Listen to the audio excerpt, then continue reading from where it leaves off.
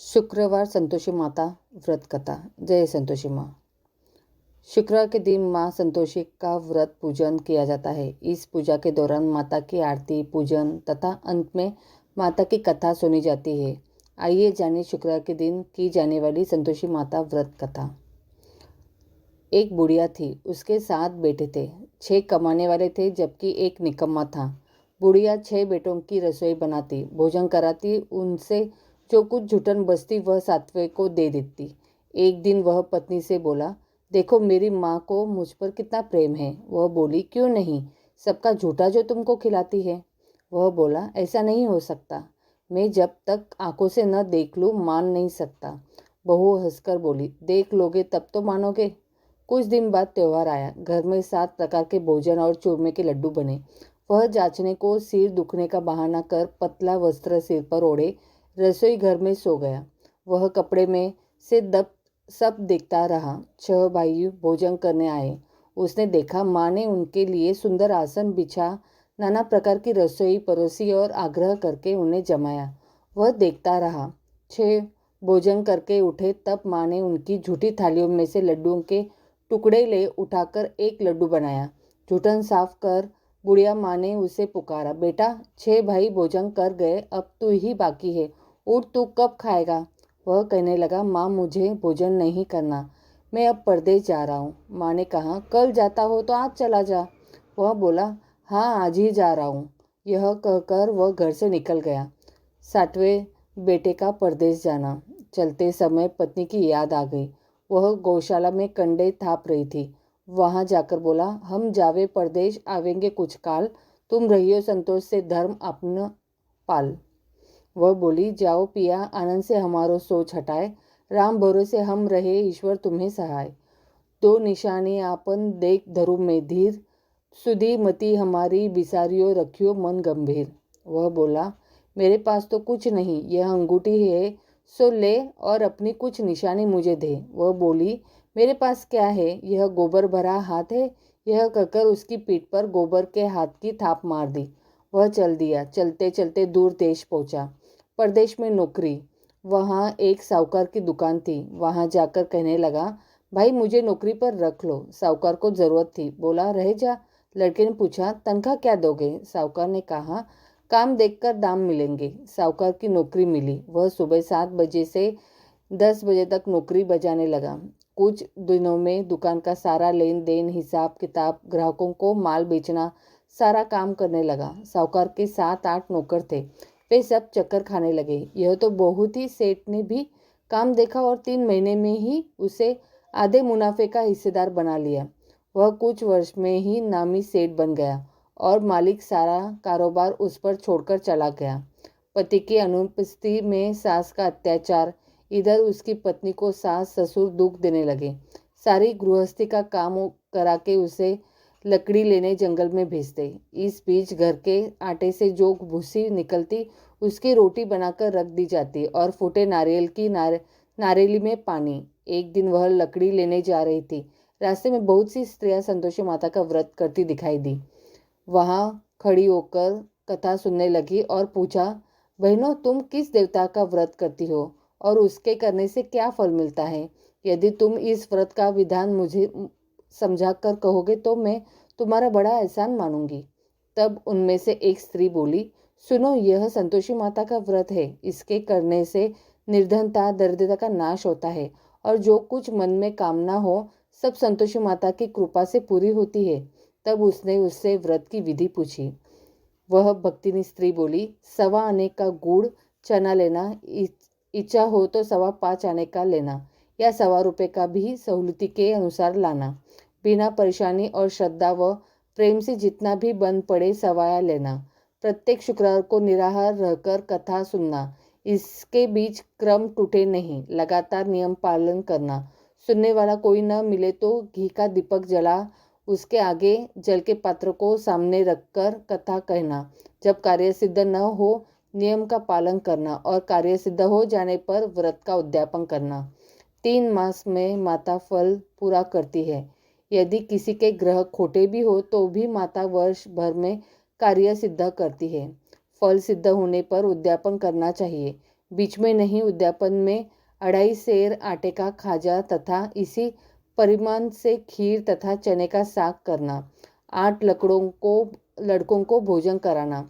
जहाँ तक मिले देवर जेठ भाई बंधु के हो, न मिले तो रिश्तेदारों और आपास पड़ोसियों को बुलाना। उन्हें भोजन करा यथाशक्ति दक्षिणा दे।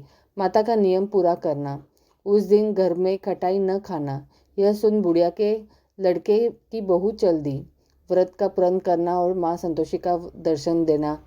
रास्ते में लकड़ी के बोझ को बेच दिया और उन पैसों से गुड़ चना ले माता के व्रत की तैयारी कर आगे चली और सामने मंदिर देखकर पूछने लगी, यह मंदिर किसका है?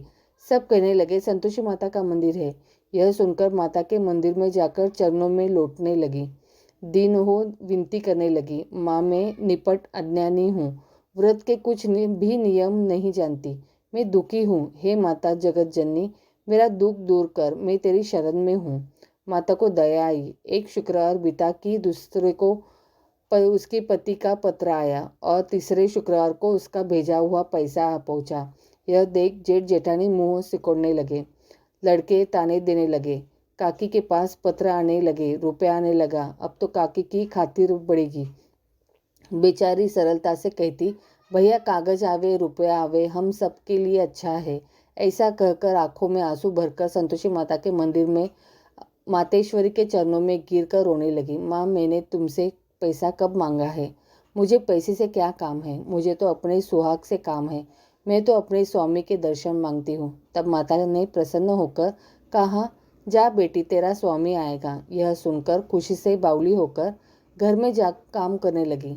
अब संतोषी माँ विचार करने लगी, इस भोली पुत्री को मैंने कह तो दिया कि तेरा पति आएगा, लेकिन कैसे? वह तो इसे स्वप्न में भी याद नहीं करता। उसे याद दिलाने को मुझे ही जाना पड़ेगा। इस तरह माताजी उस बुढ़िया के बेटे के पास जा स्वप्न में प्रकट हो कहने लगी, साहूकार के बेटे सो रहा है या जागता है? वह कहने लगा, माता सोता भी नहीं जागता भी नहीं, कहो क्या आज्ञा है? माँ कहने लगी, तेरे घर बार कुछ है कि नहीं? वह बोला, मेरे पास सब कुछ है, माँ बाप है, बहू है, क्या कमी है? माँ बोली, भोले पुत्र तेरी बहू घोर कष्ट उठा रही है, तेरे माँ बाप उसे परेशानी दे रहे, वह तेरे लिए तरस रही है, तू उसकी सूद ले।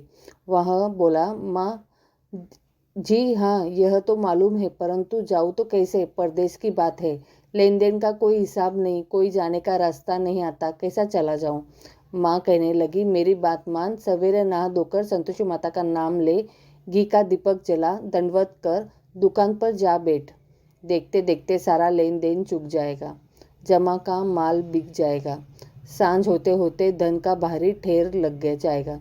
अब बूढ़े की बात मानकर वह धन नहा धोकर संतोषी माता को दंडवत, घी का दीपक जला, दुकान पर जा बैठा। थोड़ी देर में देने वाले रुपया लाने लगे, लेने वाले हिसाब लेने लगे।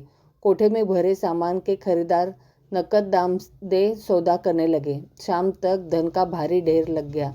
मन में माता का नाम ले चमत्कार देख प्रसन्न हो घर ले जाने के वास्ते गहना कपड़ा सामान खरीदने लगा। यहाँ काम से निपट तुरंत घर को रवाना हुआ। उधर उसकी पत्नी जंगल में लकड़ी लेने जाती है। लौटते वक्त माताजी के मंदिर में विश्राम करती। वह तो उसके प्रतिदिन रुकने का जो स्थान ठहरा धूल उड़ती देख वह माता से पूछती है, हे माता यह धूल कैसे उड़ रही है? माता कहती है, हे पुत्री तेरा पति आ रहा है, अब तू ऐसा कर, लकड़ियों के 3 बोझ बना ले, एक नदी के किनारे रख और दूसरा मेरे मंदिर पर व तीसरा अपने सिर पर। तेरे पति को लकड़ियों का गट्ठर देख मोह पैदा होगा, वह यहाँ रुकेगा, नाश्ता पानी खाकर माँ से मिलने जाएगा। तब तू लकड़ियों का बोझ उठाकर जाना और चौक में गट्ठर डालकर जोर से आवाज़ लगाना, लो सासू जी लकड़ियों का गट्ठर लो, भूसी की रोटी दो, नारियल के खेपड़े में पानी दो, आज मेहमान कौन आया है? माताजी से बहुत अच्छा कहकर वह प्रसन्न मन से लकड़ियों के 3 गट्ठर बनाई, एक नदी के किनारे पर और एक माताजी के मंदिर पर रखा। इतने में मुसाफिर आ पहुंचा। सूखी लकड़ी देख उसकी इच्छा उत्पन्न हुई कि हम यहीं पर विश्राम करें और भोजन बनाकर खा पीकर गाँव जाए। इसी तरह रुककर भोजन बना, विश्राम करके गाँव को गया। सबसे प्रेम से मिला, उसी समय सिर पर लकड़ी का गट्ठर लिए वह उतावली सी आती है। लकड़ियों का भारी बोझ आंगन में डालकर जोर से 3 पर आवाज देती है, लो सासू जी, लकड़ियों का गट्ठर लो, भूसे की रोटी दो, आज मेहमान कौन आया है। यह सुनकर उसकी सास बाहर आकर अपने दिए हुए कष्टों को भुलाने हेतु कहती है, बहू ऐसा क्यों कहती हो, तेरा मालिक ही तो है आया है। आ बैठ, मीठा भात खा, भोजन कर, कपड़े गहने पहन। उसकी आवाज़ सुन उसका पति बाहर आता है। अंगूठी देख व्याकुल हो जाता है। माँ से पूछता है, माँ यह कौन है। माँ बोली, बेटा यह तेरी बहू है। जब से तू गया है तब से सारे गांव में भटकती फिरती है, घर का कामकाज कुछ करती नहीं, 4 पहर खा आकर खा जाती है। वह बोला, ठीक है माँ, मैंने इसे भी देखा और तुम्हें भी। अब दूसरे घर की ताली दो, उसमें रहूँगा। माँ बोली, ठीक है, जैसी तेरी मर्जी। तब वह दूसरे मकान की तीसरी मंजिल का कमरा खोल सारा सामान जमाया। एक दिन में राजा के महल जैसा ठाट बाट बन गया। अब क्या था, बहुत सुख भोगने लगी। इतने में शुक्रवार आया। शुक्रवार व्रत के उद्यापन में हुई भूल किया खटाई का इस्तेमाल। उसने पति से कहा, मुझे संतोषी माता के व्रत का उद्यापन करना है। पति बोला, खुशी से कर लो। वह उद्यापन की तैयारी करने लगी। जेठानी के लड़कों को भोजन के लिए कहने गई। उन्होंने मंजूर किया, परंतु पीछे से जेठानी ने अपने बच्चों को सिखाया, देखो भोजन के समय खटाई मांगना, जिससे उसका उद्यापन पूरा ना हो। लड़के जिमने पर आए, खीर खाना पेट भर खाया, परंतु बाद में खाते ही कहने लगे, हमें खटाई दो, खीर खाना हमको नहीं भाता, देखकर अरुचि होती है। वह कहने लगी, भाई खटाई किसी को नहीं दी जाएगी, यह तो संतोषी माता का प्रसाद है। लड़के उठ खड़े हुए, बोले, पैसा लाओ, भोली बहू कुछ जानती नहीं, उन्हें पैसे दे दीजिए।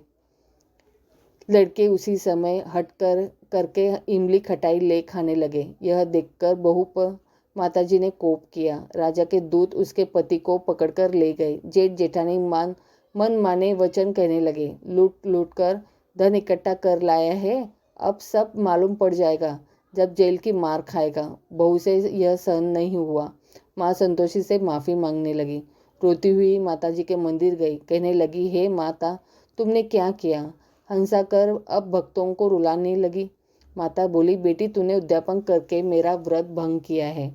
वह कहने लगी, माता मैंने कुछ अपराध किया है, मैंने तो भूल से लड़कों को पैसे दे दिए थे, मुझे क्षमा करो, मैं फिर तुम्हारा उद्यापन करूंगी। माँ बोली, अब भूल मत करना।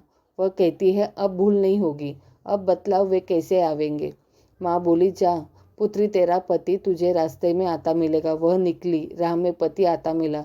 वह पूछी, कहाँ गए थे। वह कहने लगा, इतना धन जो कमाया है उसका टैक्स राजा ने मांगा था, वह भरने गया था। वह प्रसन्न हो बोली, भला हुआ, अब घर को चलो। कुछ दिन बाद फिर शुक्रवार आया।